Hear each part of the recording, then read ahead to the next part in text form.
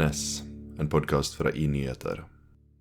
A heartfelt welcome to Eytan Halon, chargé d'affaires at the Israeli embassy here in Oslo. Now you have been here 1 month, and how is it viewed back in Jerusalem to be sent to Oslo, this hostile, anti-Semitic northern outpost? Or Well, firstly, thank you very much for the invitation. It's great to be here. I've heard a lot about this podcast, and it's fantastic that this is one of my first stops here as a chargé d'affaires in Oslo. Well, how does Israel see Norway? I think a little bit confused. This country, the furthest away country, almost, in Europe, which is has a lot to say, a huge amount to say about what's happening in the Middle East. And, you know, Norway has its history of involvement in the Middle East, and Israelis are aware of that. But perhaps I'll say two things. I was told two things before I came to Norway. One is that Norway is one of the most challenging diplomatic postings for an Israeli diplomat today. But also that Norway is the most beautiful country in the world. And you have to find the balance between the two of them, between the work, challenging as it may be, and enjoying the country and all that it has to offer. But you have no accent. Your British is perfect, and as I learned, that's why because you were born a British citizen, and then you have done what you call aliyah, that you have emigrated to Israel. And before we start speaking about politics, maybe you can explain us a little bit about your own travel from British citizen into the IDF, Israeli Defense Force. Sure. So I grew up in a Jewish, deeply traditional Jewish family in Manchester in the UK. We were always deeply connected to Israel. Much of my family lives in Israel. But a family that arrived in the UK from different places in the world. My father's family from Poland, my mother's family from Aleppo in Syria, but connected by Judaism, and almost every year we would find ourselves visiting our family in Israel. Now, for me, it was almost a natural conclusion when I finished my university studies that I want to be in the one place where the Jewish people are achieving their right to self-determination for the first time in their history, to be in this unique historical story, which is called the State of Israel. And therefore, when I finished my university studies in the UK, I got on a plane, moved to Israel, and like every other Israeli, I joined the military and did my mandatory service. I thought, if I want to enjoy living a life of security in Israel, then I also have to do my bit, which is expected of me. It also helped me integrate into Israeli society and ultimately become a diplomat in the Israeli Foreign Ministry. So I joined the army when I was 23, surrounded by boys and girls who were 18 years old. So I was older than most of my commanders, but you go to the army and everybody is equal. I mean, there's the chain of command. It doesn't matter where you come from. If you have a law degree from the UK. I joined the army. I did my time, served as a reservist afterwards, until I joined the Foreign Ministry and we started our diplomatic career going around the world.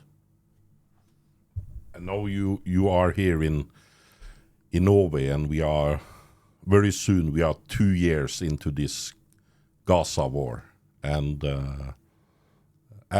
when this began with this horrendous massacre on the 7th of October, and I still feel that day, I'm filled with shame, because I can remember the Norwegian foreign minister, Anniken Huitfeldt then, who was unable to say that this was an act of terror. It took 3 days before her boss, Prime Minister Jonas Gahr Støre, labeled it a terrorist act. So my apologies to Israel there. But what was the response because I feel like one of the troubles we have in Norway is that we have no understanding of what kind of war this is for Israel. I think that's right. In many ways, the events of October the 7th, 2023, Israelis are still there on that day. Yes, it started almost 2 years ago. the murder of 1,200 people, taking more than 250 people hostage. But there's still today 48 people in Hamas captivity. And Israeli society cannot move on and shouldn't move on. They're not capable of moving on from that horrible, dark Saturday morning, the 7th of October, a date that will forever go down in history as one of the darkest dates in the Jewish history, the worst attack on the Jewish people since the Holocaust. We're still there. We still have 48 of our brothers, sisters, fathers, sons, one woman still in captivity. We're still there. We cannot move on. And it's hard for Israelis to understand why the world doesn't understand that.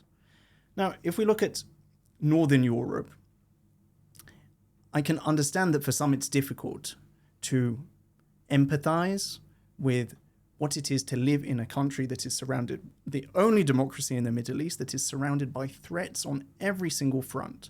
And we're fighting fronts from the countries and terrorist organizations that are on our borders, such as Hezbollah in Lebanon, Shia militias in Syria and Iraq, Hamas in Gaza, terror cells in the West Bank, and then further afield, you have the Iranian regime committed to our destruction. You have the Houthis in Yemen, backed by the Iranians. These are countries, Iran, Yemen, they're far away from us. They're committed to our destruction, and they are trying to do something about it. It's not just words. It's ballistic missiles. It's, in the case of Iran, a nuclear program aimed to destroy Israel. For Europeans or Northern Europeans, surrounded by other democracies, in the peace of Europe today, it can be hard to comprehend what it is to live in a place like Israel, surrounded by enemies that are truly committed to our destruction, not just in words, but also in actions. And then I think that the typical Norwegian reply is that or the official political reply will be that we support Israel's right to exist, and that Israel has a right to self-defense, but now you are going too far. And not only that you're going too far, you are harming yourself, because your actions will mean that there will never be peace with the Palestinians. This will just create hatred and yeah. So firstly, it's nice to recognize that us as a state, we have a right to exist. I don't think there's a discussion about other states. No one talks about India and says, well, India has a right to exist. Or they speak about, Botswana and say Botswana have a right to exist. So at least our right to exist is recognized. Now, regarding the Palestinians and the war in Gaza, every state's priority has to be and always should be the safety of its own people. And we are fighting a brutal terrorist organization that does not play by the same rules that any of us know. That threat, the Hamas threat in Gaza, just as we've been eliminating other threats across the Middle East over the last 2 years, and the Middle East today looks nothing like it did 2 years ago. Hamas threat in Gaza has to be eliminated so that the children in the border communities along the Gaza border on the Israeli side can sleep safely in their beds at night and are not slaughtered by terrorists who come across the border. As long as Hamas is still there, we cannot stop. And as long as Hamas still hold 48 hostages in Gaza, we also cannot finish. This war cannot come to an end until those issues are solved. And the world needs to be calling on Hamas to say, well, this war could end tomorrow. The suffering of your people, which is of your own making, you're the terrorist organization that every few years, in order to achieve your aim of destroying the Jewish state, destroys its own infrastructure and destroys, everything is to achieve this goal of destroying the Jewish state, no matter the suffering for their own people. It's to enable a better future for the Israelis, for the Palestinians. Hamas needs to be gone. And only then will hopefully the Palestinians be able to be led by a leadership that cares more about its own people, about the lives of its own people, than it cares about the deaths of those on the other side of the border. At the moment, people say, well, we have to sit down, we have to negotiate, we have to reach a political solution. Who is there to negotiate with? You cannot negotiate with a group like Hamas. In the same way that the world didn't say, we need to sit down and talk and negotiate with ISIS. ISIS needed to be destroyed, and the international coalition worked together, a coalition of countries from across the world, to destroy the ISIS threat. Just saying, we should sit down with ISIS and see how we find a peaceful solution to live side by side. Here too is exactly the same. And any ceasefire with Hamas is inevitably temporary. Tomorrow, we could sign a ceasefire with Hamas if some in the international community had their way, abandoning the 48 hostages there. It's only a matter of time. If Hamas exists, it's only a matter of time until they rearm, they take all the necessary preparations, and we see the next October the 7th. As I said, their commitment is to destroying the Jewish state, no matter the cost. And they will do it again and again and again. And in Israel, we don't want to say, well, we told you so. We don't want to say to the international community, we told you so, we warned you. This elimination of the Hamas threat is an interest, not just of the Israelis, of the Palestinians, of the international community, of Norway, in order for a better future, for a more peaceful future, which is what we all hope for. In order for that to be a possibility, well, Hamas has to firstly be eliminated, just like ISIS before it, and just like other terror organizations and regimes. And then I guess the criticism will be that you are going too far in Gaza, that you are using too much force, and that you are not chasing terrorists, but that you are destroying Gaza and destroying any possibility of future life in Gaza, that it will be impossible for 2 million Palestinians. So de facto, you can then look at it as some kind of ethnic cleansing. People will eventually leave, or if they don't leave, they will be killed, like the genocide claim. So these claims are, they're thrown around very easily. And they do not reflect the facts on the ground. Correct, there is suffering in Gaza. I do not envy the children and the women and the civilians of Gaza. They're paying the price of Hamas's forever war against the Jewish people and the Israeli state. When Hamas decides that in order to launch its attacks and its war on Israel, it embeds itself so deeply within the civilian centers of Gaza, then there is no choice, Israel has no choice, but to go after Hamas in those cities and population centers. And it's devastating. It's devastating for the civilian population and its infrastructure. When Hamas builds itself, its infrastructure, under their houses, under their hospitals, under their schools, it is so deeply embedded in Gaza that there is no choice but to go after them there. Now, Israel takes all the necessary measures and goes beyond what is expected of any other army in modern warfare to prevent and minimize damage to civilian life. Now, can you give any examples of what Sure. what Israel does? So, for example, the current offensive in Gaza City. Before starting the offensive, we increase even more the humanitarian aid that is going into Gaza. We ensure that the civilian population is moved to a safer humanitarian zone. We warn people before we attack the buildings in which we believe they are located. We want to tell them there is Hamas infrastructure or Hamas weapons or Hamas, technology or equipment in your building. We are going to strike your building, but we're telling you now, get out. Get out for your own safety. We're not interested in causing suffering to the people of Gaza. Our war is not with the people of Gaza. Our war is only with Hamas. Now, if we could solve this war and reach a peaceful conclusion just around the negotiating table, that would be the ideal situation for everyone. Unfortunately, that is not who we're working with. And only a military operation, a military pressure will enable us to bring our people back and to eliminate the Hamas threat. So the impact is on the civilian population who have been suffering for almost 2 years. Israelis have a lot of sympathy for the civilians on the other side of the border. But we're absolutely clear that those who are to be held responsible for it is Hamas, who see the suffering of their own people as their greatest strategic asset. The more that their people suffer, the more that we can cause our own people to suffer, the more international criticism will be directed towards Israel, and Israel will have to stop, and we will live another day. That is the strategic goal. While Israel tries to reduce casualties, civilian casualties, of course, whilst taking out Hamas, Hamas says we need to increase these casualties as much as possible.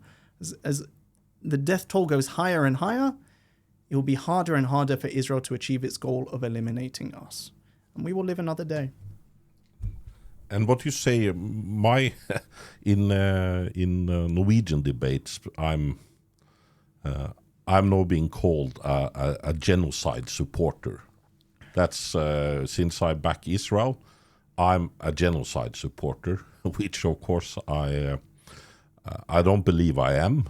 But what is your response when people in the Norwegian political debate now? Parties who are part of the new government's foundation, the Socialist Party and the Red Party, they both say that there's an ongoing genocide in Gaza. Well, why are they telling the truth, or are they lying? It is not the case. There is no genocide in Gaza. Israel has no intent, no interest, and the facts on the ground do not reflect that. It's very easy. And I remember, I think on the 7th of October or the 8th of October, people were already saying there's a genocide in Gaza. Israel is committing a genocide in Gaza. So it's about rejecting Israel's right to self-defense. Now, there has never been any genocide in history where the country that is attacking, in this case Israel, supplies the civilian population with over 2 million tons of aid, over 12,000 trucks of humanitarian aid. There is no hunger today, no starvation in Gaza. It is simply not the case. There is aid coming in on the ground, being distributed by NGOs and by the UN. There is aid being dropped from the air by a coalition of different countries. Israel is supplying Gazans with absolutely everything that they need, whilst ensuring that Hamas is unable to exploit it to the best of our ability. So the idea that there is a genocide is ridiculous. I mean, even Hamas published their numbers of casualties in Gaza, and we have to be very careful and skeptical about the numbers that they publish, in the same way that we wouldn't look at, let's say, ISIS in Iraq or Al-Qaeda in Afghanistan and say, we trust their numbers when it comes to casualties, and they make no distinction whatsoever between the combatants and the civilians, because that's their strategy, to have the number as high as possible and for there to be no distinction. And the international media takes these numbers and publishes them as they are.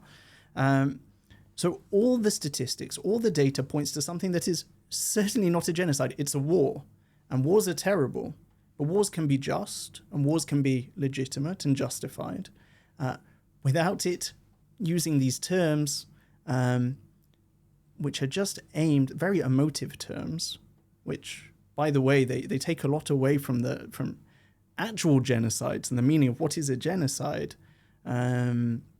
It's important not to do damage to this term, which is, really talking about horrific situations that have happened in the world and continue to happen. But the case in Gaza is certainly not the case. It's a war. It's a difficult war, but it is absolutely not that.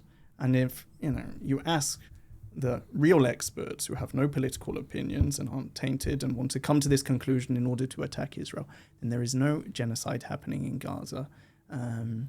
And it shouldn't be used as a term for sort of political football.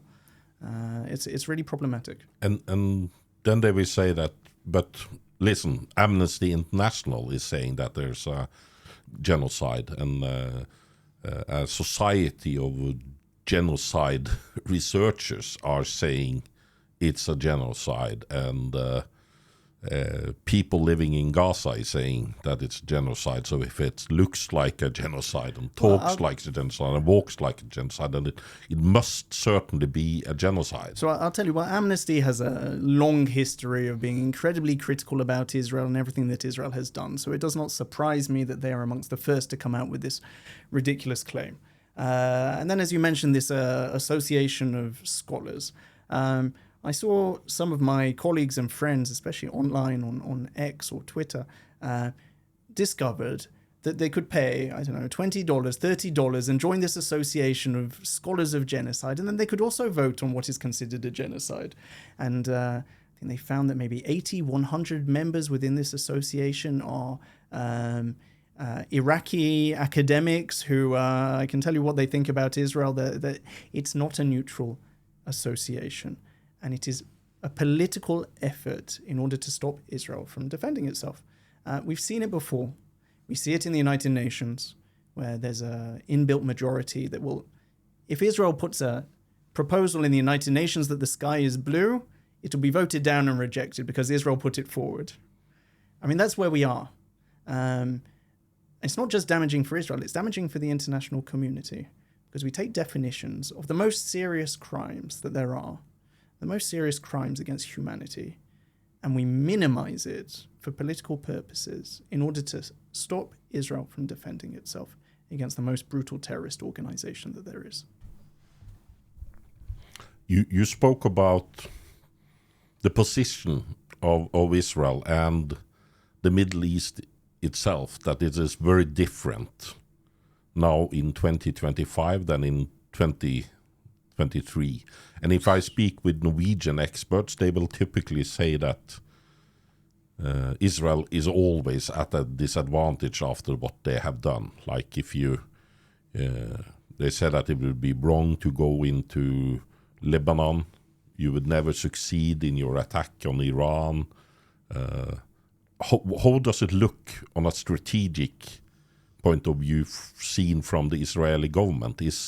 Are you stronger now than before? Are you winning this war against Iranian proxies? So the answer is most definitely. If we think back to the 6th of October 2023, the day before the Hamas massacre, it would have been very hard to imagine that 2 years on, the Iranian nuclear regime, nuclear program, would have been destroyed, that Hezbollah would have been dismantled and the Lebanese army and the Lebanese state is reclaiming its sovereignty over the south of Lebanon, that the Assad regime would have fallen, although we still need to be skeptical and cautious about his successor, that Hamas would still be holding 48 hostages. Also, we wouldn't have thought this possible. We wouldn't have thought it possible that that a terrorist organization is capable of committing such atrocities. The Middle East is changing, and it started before the war. Just have to look at the Abraham Accords, the peace deal signed between Israel and the United Arab Emirates and Bahrain. The Middle East, there is a momentum.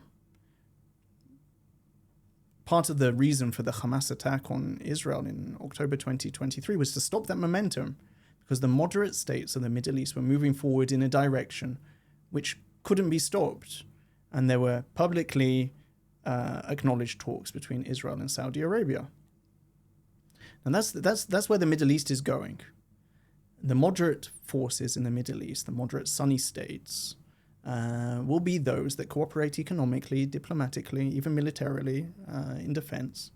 And those that seek destruction, such as the Iranians, such as the Houthis in Yemen, another Iranian proxy, they will not succeed. And we're seeing that one by one, they are being taken apart. And if nobody else will do it, then the Israelis will do it, because we don't have a choice. Those who attack us, ultimately we will attack them. and will be successful in doing so. I remember this Israeli analyst. No, I just forgot his name, but I guess you will recognize him. He says that one of the dilemmas facing Israel is that you have two faces. One face you want to show to the Middle East, where you want to be feared and seen as strong and forceful, and that if anybody hurts you, they will have to pay. While the other face is the face you want to show to the West, and especially then Europe, that is democratic and open and soft, and you have gay pride parades in Tel Aviv, and you are a Western democracy. And the trouble is that sometimes you have to choose between those two faces. So I disagree. I think it's quite possible for both to coexist. In the Middle East, the Middle Eastern mentality is that you have to be strong to survive. And Israel has to have the strongest military in the Middle East to survive, has to have the best intelligence, the best defense and offensive capabilities. But that doesn't negate or take away from Israel's status as a liberal democracy in the Middle East.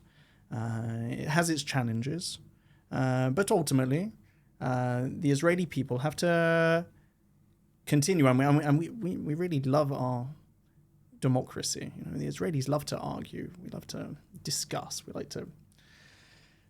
The Friday night dinner table around in homes around Israel is full of political discussions and political arguments. We'll call them discussions, not arguments.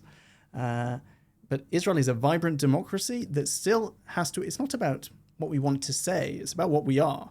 We're a vibrant democracy that has to deal with external threats that no other democracy in the world has to deal with.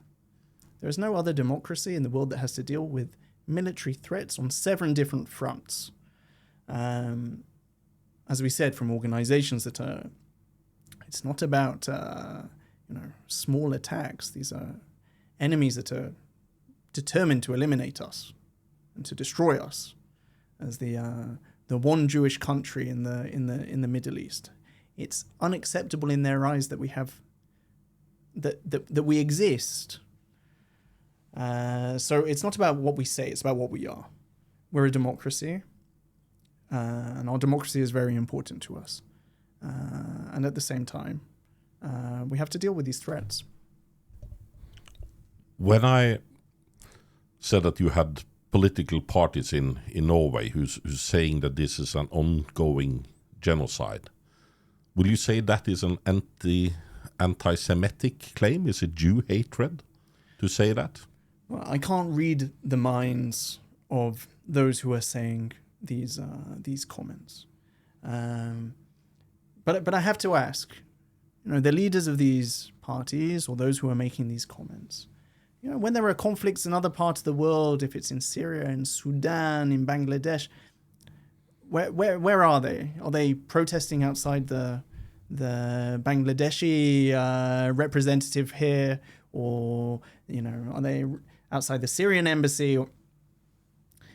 When there's a obsessive focus on the Jewish state and what it does, and when the Jewish state is being held to different standards than other states, then we question what the motivation is.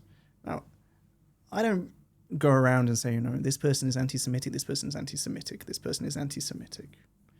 But sometimes there are things in what is said that make me question their motives. For example, we see the protests in Oslo, in the center of Oslo, every week. Not just in Oslo, in all European capitals. They call themselves pro-Palestinians, although most of it is rather anti-Israel rather than pro-Palestinian. So I would ask them, if you believe in a better future for the Palestinians, and you really want the best for the people of Gaza, then that starts with taking out those who are making their life a misery and have been making their lives a misery since 2007 when Hamas took over the Gaza Strip. even as a protester on the streets of Oslo, if you don't care about the people of Israel, Israel doesn't interest you, but you want the best for the Palestinians, then the only way that the Palestinians will enjoy a peaceful future is by eliminating Hamas. So why has there, in the last 2 years, not been one sign on the streets of Oslo within these protests, or one placard which says Hamas has to go? There I have some questions. If you want the best for the Palestinians, that's the starting point. That's the starting point and the end point. Israel has no claims regarding Gaza. Israel isn't interested in reoccupying or retaking over Gaza. We left Gaza in 2005. It is in our interest, as well as the Palestinian interest, that the people of Gaza will live a peaceful life, will live a successful life, and they won't attack us every few years. So I would say to those, whether it's in the political parties or in the streets, if you want the best for the Palestinian people, then firstly recognize reality, what is happening on the ground. Do not use all these emotive terms. And ensure that the Palestinian people have a better future by making sure that those who lead them are not a brutal terrorist organization. That's, I haven't seen so far. But I would encourage them to think about it and join the campaign for a better future for the Palestinians, but that's by ensuring that they have a leadership that cares about them. And I guess then people would say that, okay, that you can just look to the West Bank and where settlers are occupying new areas to see that what you really want is a Eretz Israel, a greater Israel, and that you have also occupied southern parts of Syria, and that shows the same, that you are using this conflict to expand. What will be your response there? I would reject that. If you look through Israel's history, Israel has made concessions in order to make peace. Not only leaving Gaza in 2005 and handing over, we pulled out of Gaza every single settler, every single Israeli citizen, and every last soldier in 2005 from the Gaza Strip with no intention to return. We even left the infrastructure that was there to the Palestinians in the hope that they would establish a successful economy. We have made time and time again concessions. We left Sinai, the Sinai Peninsula, in securing a peace deal with the Egyptians. Again, taking out people, taking out military, and handing over Sinai to the Egyptians in order to have a peaceful agreement. And in the past, we have also pulled Israeli citizens out of certain West Bank communities, also in 2005. So Israel has time and time again made concessions for peace. And we discussed the Abraham Accords, and Israel is looking to make peace in the Middle East. It isn't looking to expand.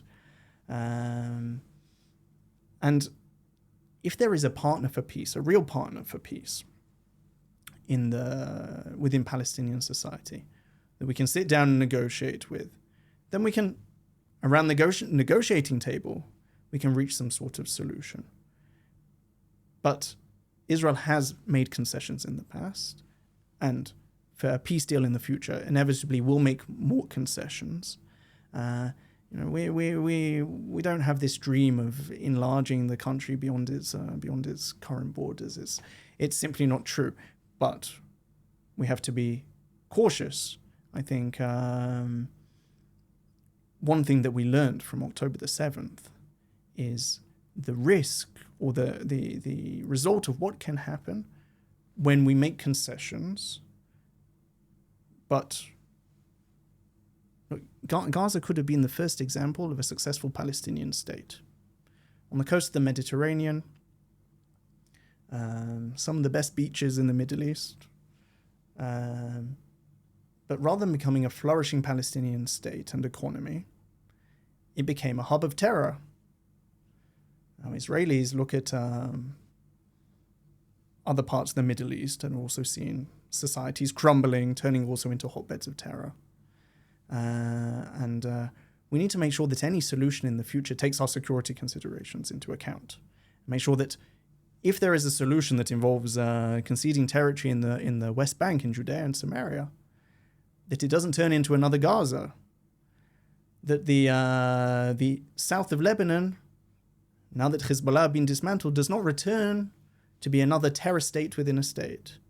And that the south of Syria, similarly, now that the Assad regime has fallen, also does not turn into a hotbed of terror. This is the neighborhood in which we're located. When Israel can be assured of peace and a peaceful future, then we're willing to make concessions. We don't have these, dreams of expansion. We're more interested in peace. We're taught from a young age to seek peace. That was my childhood. That's the childhood of every Israeli child. And I hope that once this war is over, that momentum of peace and moderation is something that will continue. I'm sure it will continue. One thing that fascinates me with Jewish culture and in Israeli history is that almost all Jews I meet, they have this very, very fascinating family histories.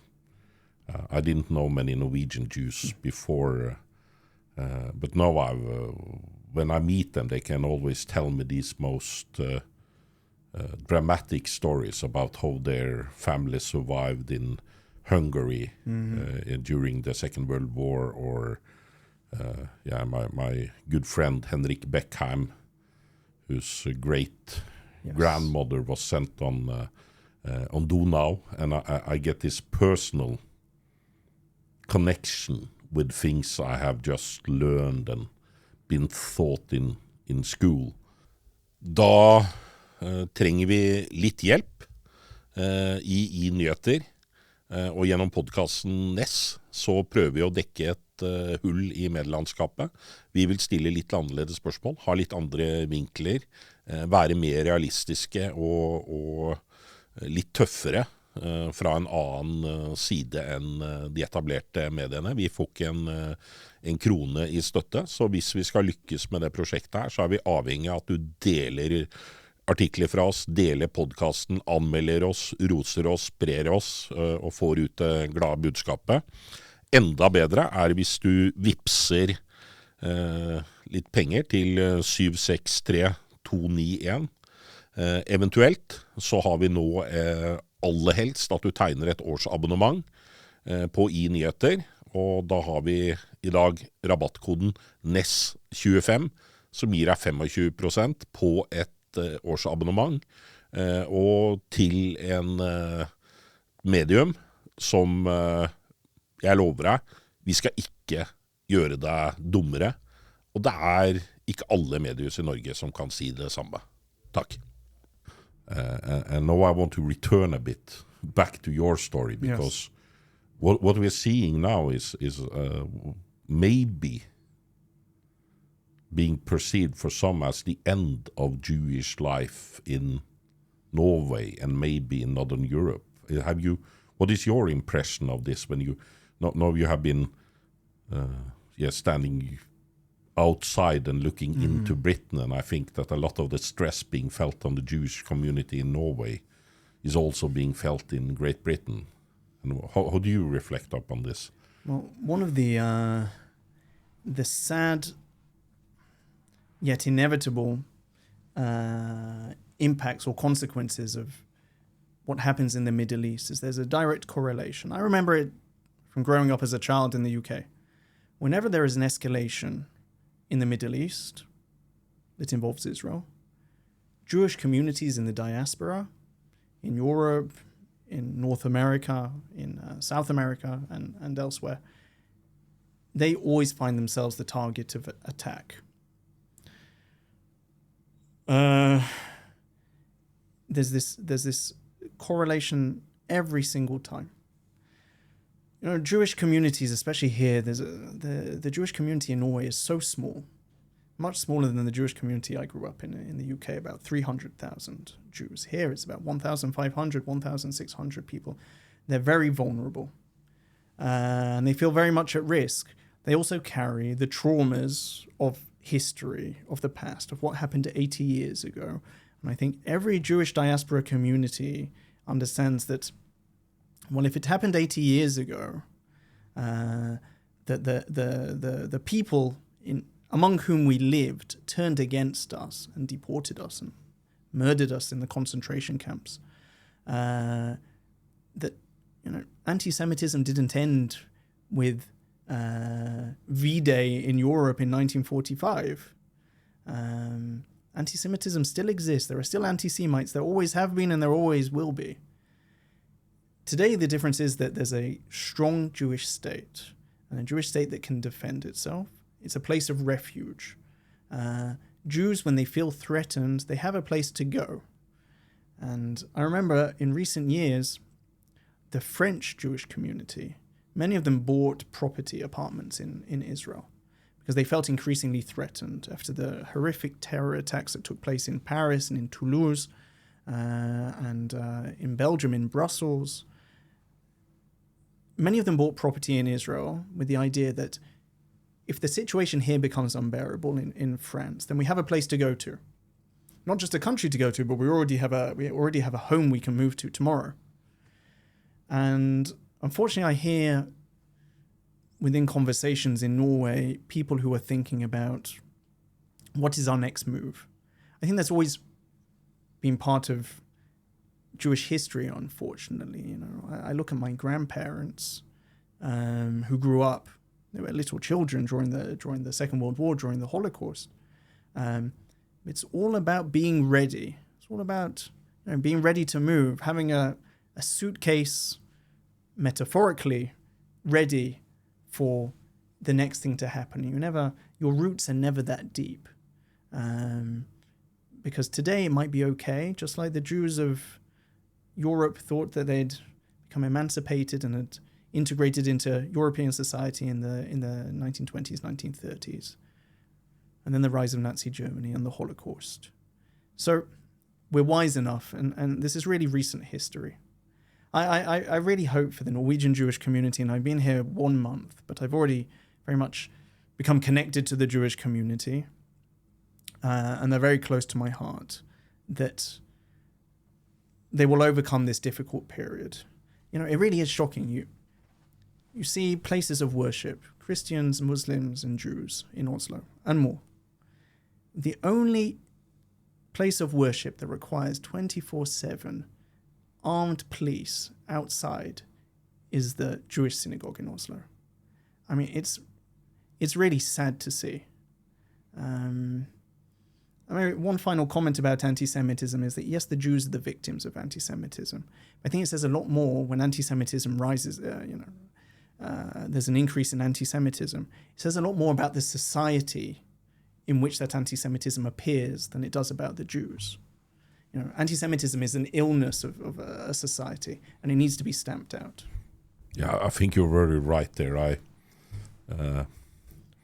I believed, as many did, that anti-Semitism in Norway was a thing of the past. Maybe it was a bit among some Islamists, but it was not really a Norwegian problem anymore. And one thing that shocked me after the 7th of October was how quickly the tide turned. First, you had some scants of sympathy here and there, but let's not exaggerate. Let's remember our foreign minister and what she said. But very quickly it turned not to the horrors committed, but everybody spoke about the horrors Israel now was going to commit. It was almost like cause and effect had changed place, that A needs to happen before B, you learn. But in this especially case, when it comes to Israel and the Jews, B explained A. It was a very strange phenomenon to observe. And I also think that this is fascinating, because anti-Semitism is, of course, it's being felt most by Jews, and you are at terror. But if you look into the past, I think that you're very right that anti-Semitism is a symptom of a very deep disease that will attack us all, like when the Jews left Germany, many of them in the 1930s, that didn't cure Germany of anti-Semitism. It's this if Norwegian Jews leave Norway, I think that anti-Semitism will still be here. Of course. And you see it since anti-Semitism is ripe in Arabic countries with 0 Jews, but they are still very much anti-Semitic, and you see that this anti-Semitism is destroying their own countries. With you shan't dabble long with an anti-Semite before that you understand that this guy is really, really, really crazy. Yeah. But in this deep, fundamental way. Also, Beckheim, I don't know if you've been on his podcast yet. Soon, yeah. Henrik, he used to say that anti-Semitism is like a zombie bite. That somebody bits you and then it infects you. And that's I can't really understand it, but I don't like this zombie metaphor because it kind of clinitizes it and makes it into some kind of disease. But still, I think there's something clarifying with it because it's so deeply irrational, and it also pops.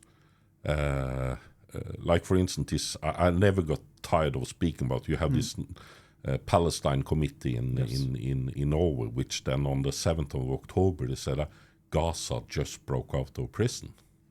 Gaza just broke out of prison, and it's crazy at so many levels. You know, there's a famous photo from Oslo, I think in 1941.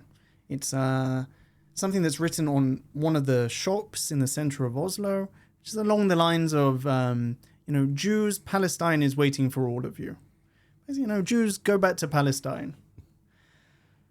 Well, we're now 84 years later, and people say, Jews, you have to leave Palestine. Go back to Europe. Go back to where you came from.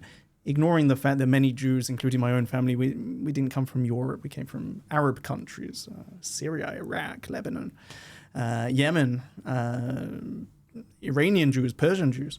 So maybe the problem isn't whether we're in Europe and we need to go back to Palestine, or whether we're in what was Palestine today, the state of Israel, and go back to Europe. Maybe the problem is just Jews wherever they're located. It doesn't matter where we are.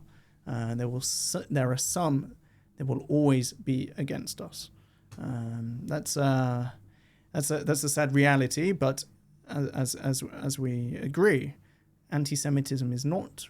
It's a problem for the Jews, but it's not just a problem for the Jews. It's first and foremost a problem for the society in which it exists, and that's why it needs to be stamped out immediately.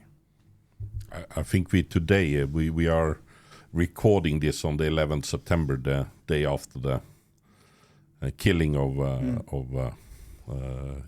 and we have this Norwegian politician Amrit Kaur who was celebrating and making fun of this horrendous attack, and I think that's an example of what happens with somebody who has gotten the zombie bite. Amrit Kaur was bitten.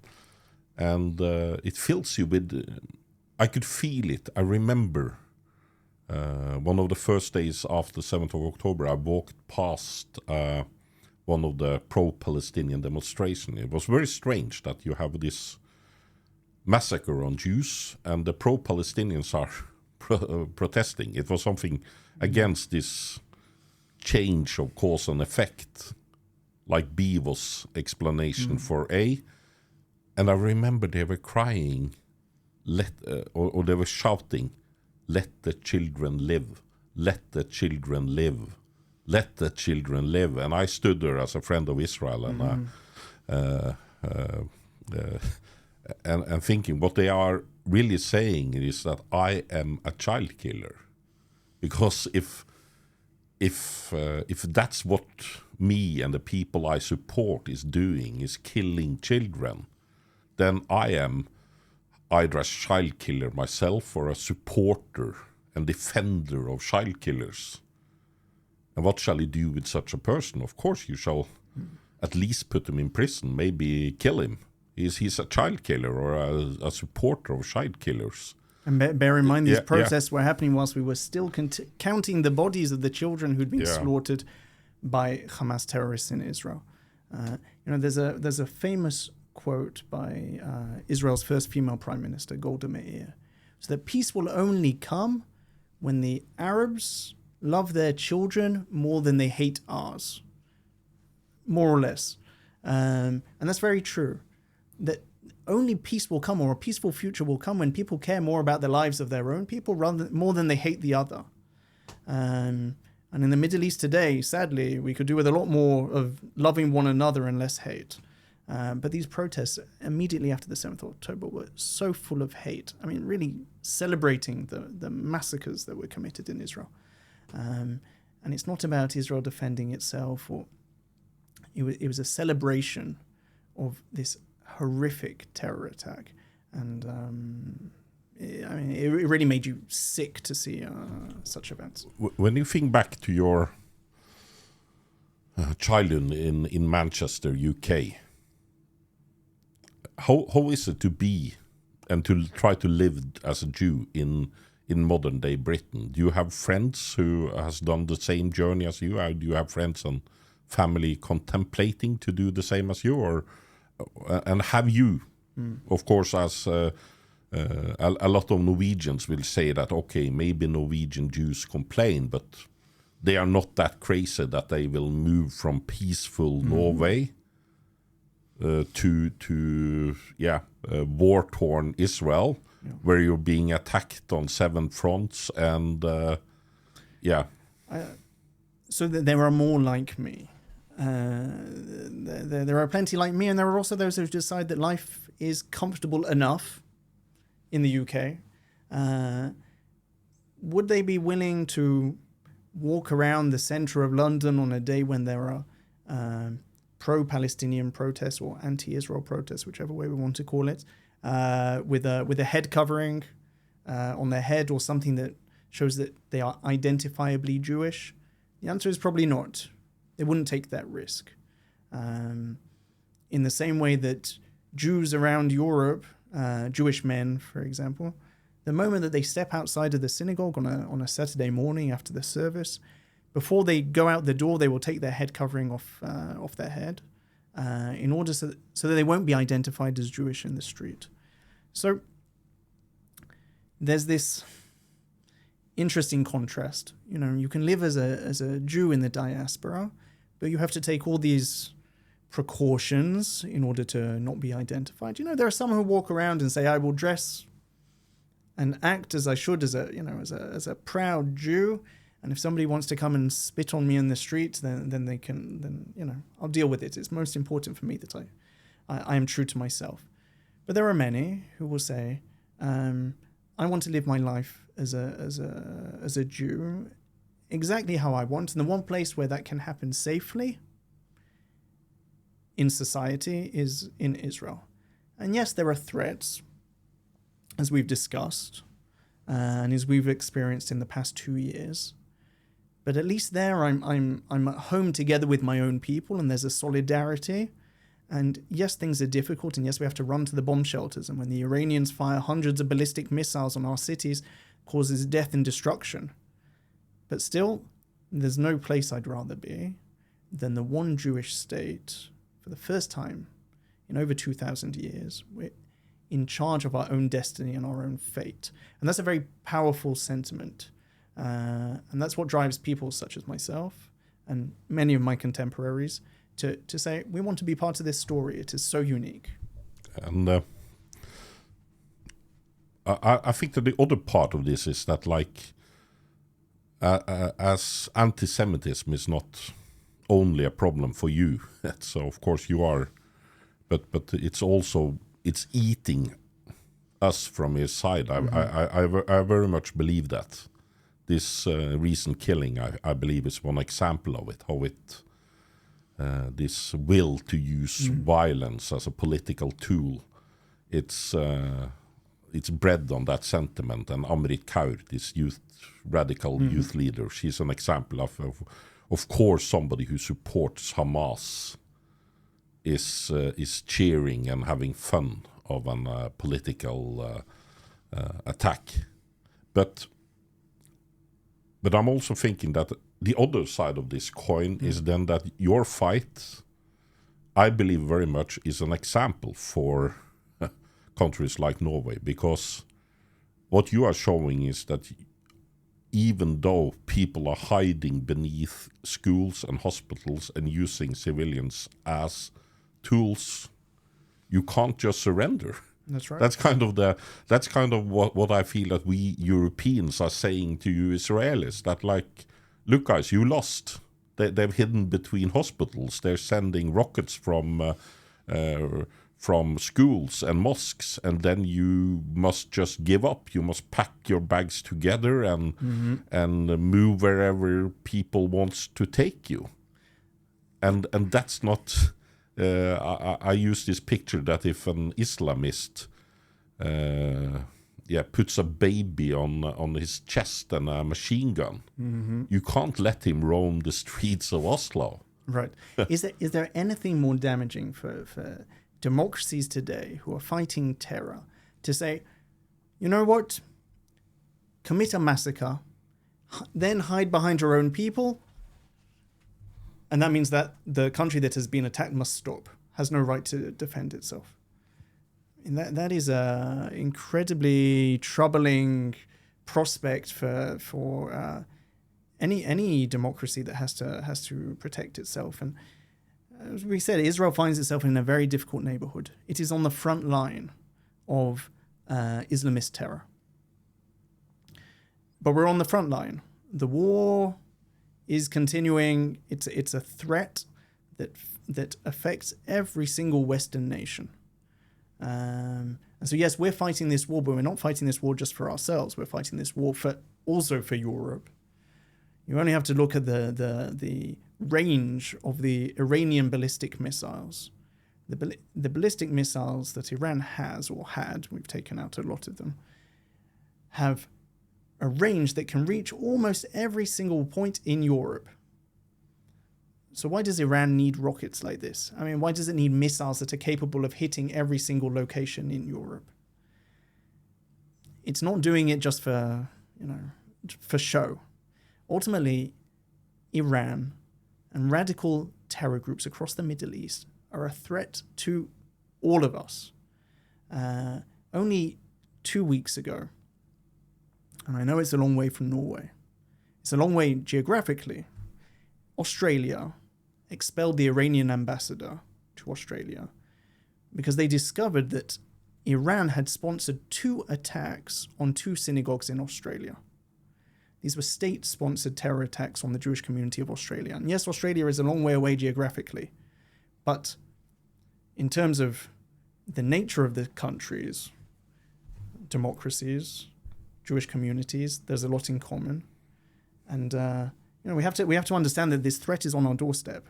It's not just in the Middle East. So we're fighting this battle, but we're not just fighting this battle for ourselves. And then we have, we're recording this 2 days after this Israeli attack on Hamas leaders in Qatar, which our foreign minister Espen Barth Eide condemned. What do you know now if the attack was successful or not? So I still don't have that information. What is for certain is that terrorist leaders across the Middle East and across the world understand that if you try and harm Israel and the Jewish people, then your life expectancy is very, very limited. As in, Israel will make sure that those who try to harm it will pay the price. It doesn't matter whether they're in Gaza, they're in Lebanon, they're in Syria, they're in Iran, they're in Doha in Qatar, or in Yemen, And we just attacked some more targets in Yemen, the furthest ever that the Israeli Air Force has flown, over 2,300 kilometers, in order to hit Houthi targets, Houthi terror targets. That every terrorist leader should know that he is not safe. What if he's hiding in Oslo? Let's hope that's not the case. But it's every terrorist leader who wants to attack Israel is now very much aware that he cannot be immune. And those in Qatar, in Doha, who were behind the October 7th massacre, who are behind the suffering, continued suffering of their own people, behind the fact that 48 hostages are still in Gaza today, now know, if they are still alive or not, we will soon discover, it doesn't matter where you hide.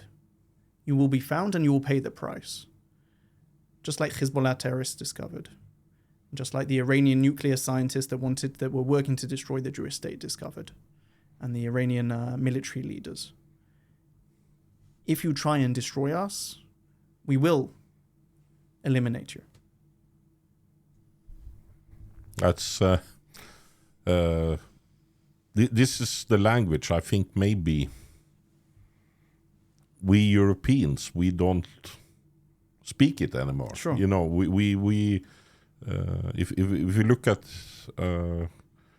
I remember I was almost killed by my barber because this was just after 7th of October, and I had this young Ukrainian male barber who was then giving me a not too successful shave, and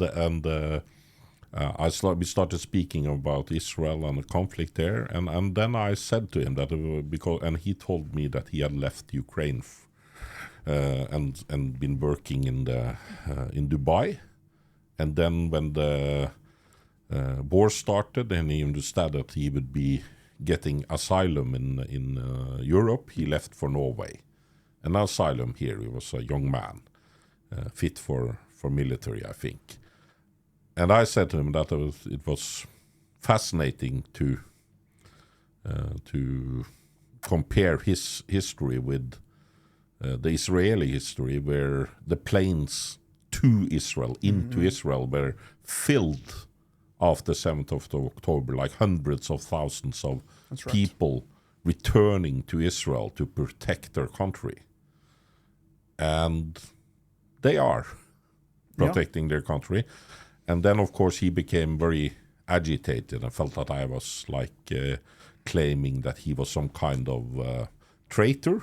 And I wasn't on the personal plane, but I think that in larger terms, and I don't believe that we Norwegians are any better than the Ukrainians. Probably the opposite. The Ukrainians are fighting harder and more desperate than we Norwegians ever would do. But it's like we Europeans, it almost feels like if we don't speak about the problem, it will go away. I've noticed when I debate with the Palestinian and the supporters or what they sell, they would say that I'm against Netanyahu and I'm against Hamas. I'm in favor of the Palestinian people. Like, the trouble is that if you only were in favor of the Palestinian people, everything would sort itself out. And I feel like that's this kind of very European angle. It's and you can't think like that. You don't have this luxury of saying that I'm against both Hamas and Netanyahu. Yeah, one other thing I see in European or Western discourse is it's almost it turns into a football match. You know, we either support Israel, we support the Palestinians. There's often very little room for nuance and thinking about the other side. In Israel, we're capable of, despite our own suffering, you know, we still look to our neighbors and hope that we'll look towards a future where we can live in peace. But here, often it's, you know, I have to walk either with a Palestinian flag or an Israeli flag. And there's no way to look to the other side and see what's in between and see the human suffering on both sides. It really is just like a football match. And I know in another month from now, Israel and Norway will play here in Oslo. And there, it's okay. We can have two sides, and the Norwegians will want the Norwegians to win. I will chair the Israeli side. I will be a bad Norwegian that day because I feel you need one supporter in Oslo. But it doesn't have to be like this. There should be dialogue. There should be an ability to speak to the other side. Unfortunately, that's often lacking. If you have one message, if you try to be very brief and say one message to Norwegians, like I have this brother of mine who is as interested in soccer as I am in politics. So he's just saying to me all the time that, like, okay, he's like me, quite right-wing, but he says, like, Ole, Israel must relax. They must take it more easy. It's not be so harsh. You must please relax a lot. What would you say to people like him? I would say that it's necessary to look beyond the headlines and the slogans and the chants, because things can look very, very straightforward from afar. The Israeli-Palestinian conflict and the war in Gaza is a complex one. And I would encourage people to look beyond their own Facebook feeds or Twitter feeds and their own often echo chambers and speak to people from the Middle East. Speak to Israelis, speak to Palestinians, speak to people who really have something to lose, and understand that it's much more than just a chant or a protest, but rather we have two peoples. We live in the Middle East. We live next to each other. We're going to continue living next to each other. No one's going anywhere. This is the reality. Let's see how we work together to make that reality much more peaceful. We'll finish there. Thank you. It was an honor to have you, Mr. Eytan Halon, and I hope that you will have a great experience for you and your family in Norway. Thank you very much. Hvis du liker denne podkasten, så kan du gi støtte til i-nyheter enten ved en Vipps-overføring eller til bankkonto. Du ser nummeret våre på skjermen nå. Ikke glem å abonnere på YouTube-kanalen vår og følge oss på X, Facebook og andre sosiale medier.